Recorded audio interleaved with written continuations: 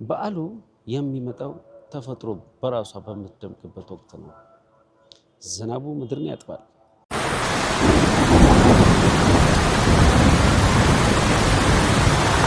መስኩ ይለመልማል።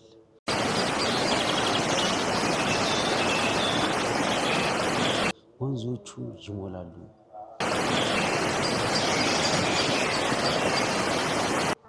ከነሐሴ 16 አካባቢ ጀምሮ ለቀናት የሚቆየው ይህ በዓል ከቦታ ቦታ የተለየ ስም ቢኖረውም በወቅትና በማህበረሰቡ ሕይወት ጋር በጣም የተሳሰረ ባህላዊ በዓል ነው።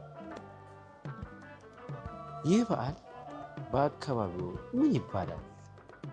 በዓሉ መቼ ይጀምራል? በክረምትና ከምድር ልምላሜ ጋር ያለው ግንኙነት ምንድን ነው? የበዓሉ ስያሜ ከየት እንደመጣ የሚነገርለት ትውፊት አለ?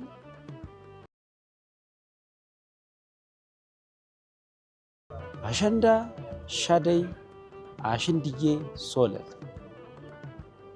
ስለምን ስያሜያቸው ይለያያል?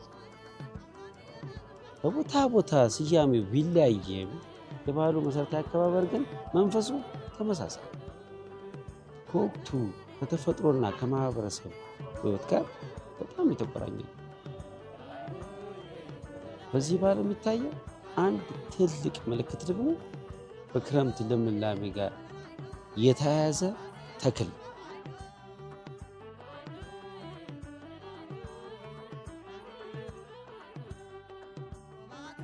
በድሮ ጊዜ ይህ በዓል እንዴት ይከበር ነበር? ዛሬ ከድሮ ምን ተለየ? ምንስ አዲስ ነገር ተጨመረበት? ምንስ መቀጠል አለበት ብላችሁ ታምናላችሁ?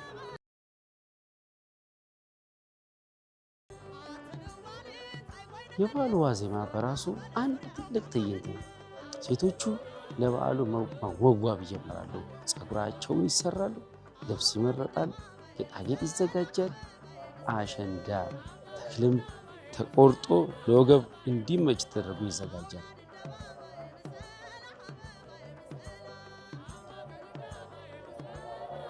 ነሐሴ 16 ቀኑ የሚጀምረው በደስታ ብቻ አይደለም። በአካባቢው በአንዳንድ ልጃገረዶች በጠዋቱ ወደ ወንዝ መውረድ እጅና እግራቸውን ታጥበው ነው። ይህም ማህበረሰቡ እንደ ንጽሕናዊ መንፈስ ዝግጅቱ የሚታይበት ምልክት ነው። ከዚያም ወደ ቤተ ክርስቲያን ይሄዳሉ፣ ደጀ ሰላም ይሳለማሉ፣ ምስጋና ያቀርባሉ። ከዚያ በኋላ የበዓሉ ድምፅ ይጀምራል።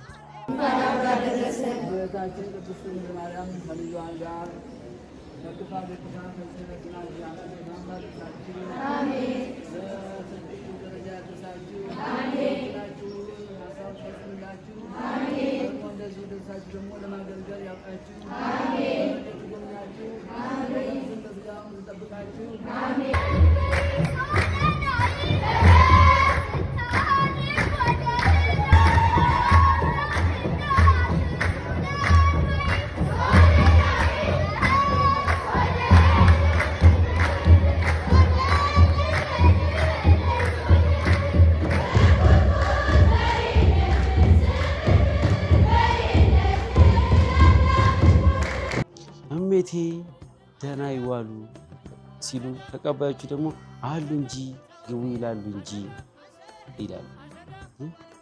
በዓል በቤትና በሰፈር መካከል ያለውን ግንኙነት ያጠናክራል። ቡድኑ ይዘፍናል፣ ይጨፍራል፣ ያወድሳል። በምላሹ ደግሞ ሽልማት ይቀበላል።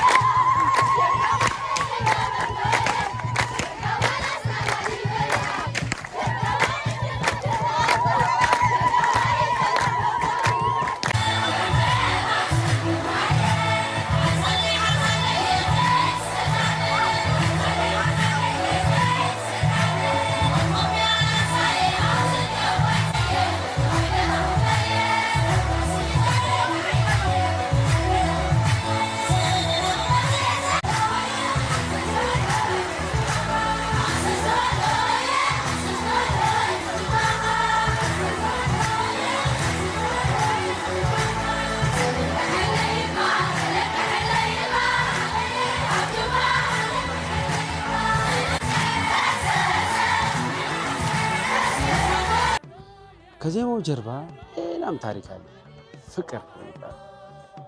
በባህላዊ ማህበረሰብ ወጣቶቹ ለመተዋወቅ የሚያገኙት አጋጣሚ ነው።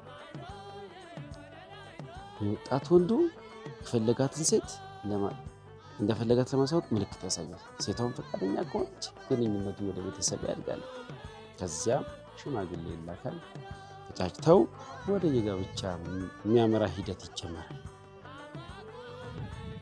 በዚህ በዓል ውስጥ ሴቶች ተመልካች ብቻ አይደሉም፣ ተዋናይ ናቸው፣ ዘፋኝ ናቸው፣ ገጣሚ ናቸው፣ የባህል አስተላላፊ ናቸው። በዜማቸው ፍቅርን ይናገራሉ፣ በግጥማቸው ማህበረሰቡን ይገልጻሉ፣ በአጨዋወታቸው ደግሞ የራሳቸውን ደስታ ያሳያሉ። በዓሉ ወደ ማብቂያው ላይ ሲደርስ ከበሮ ይቆማል፣ ጭፈራው ያበቃል፣ ሰዎች ወደ ቤታቸው ይመለሳሉ። ግን ትውስታው መቼም አይረሳም። ከርሞ እንገናኝ በሞት እኛም ሳንሞት ይላሉ። ይሄ የመለያየት ቃል ብቻ አይደለም፣ የተስፋ ቃል፣ የትውልድ ቃል፣ የባህል አደራ ነው። አሸንዳ፣ ሻደይ፣ ሶለል፣ አሸንድዬ ስሞቹ ቢለያዩ የሚተላለፉት መንፈስና ትውስታ ግን አንድ ነው። ምድር ትለመልማለች፣ በዓል ይኖራል፣ ትውልድ ይተላለፋል። እኛም ይህን አደራ መጠበቅ አለብን። ማስተማር፣ ማስተላለፍ፣ መመዝገብና ለሚቀጥለው ትውልድ ማስቀጠል፣ ይሄ ነው የኛ ባህላዊ አደራችን። አርዳቦች ይህንን እናስተላልፋለን። አርዳብ ቲዩብ ባህልን እንመዘግባለን፣ ትውስታን እናስቀምጣለን፣ አደራን እናስተላልፋለን። ሰብስክራይብ፣ ላይክ፣ ሼር ማድረጋችሁን አታቋርጡ። ባህል አደራችንን አብረን እንወጣ። በጣም እናመሰግናለን። የሚቀጥለው ቪዲዮ እንገናኛለን።